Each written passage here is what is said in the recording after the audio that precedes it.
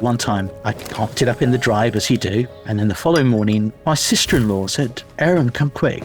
The big car, as we call it now. It's stolen. It's gone. It played a very significant role in our childhood. My father wanted to pick up my mother with her newborn baby, my younger sister, in a brand new car, and the Volkswagen was the car that he chose. On Fridays, we would come back from school. Mum would say, "Finish your homework." She'll pack the big car. And then when Dad came home, we'd set off to the coast, some parts of Britain, the usual sort of kids breathing that fresh sea air. It was stolen in September 2017. I put out to see this car, etc. And anyhow, time passed.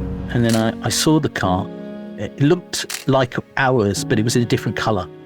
Looked inside, and it's exactly our car. Nothing had changed. Curtains, everything. You could see straight away the original colour underneath the respray.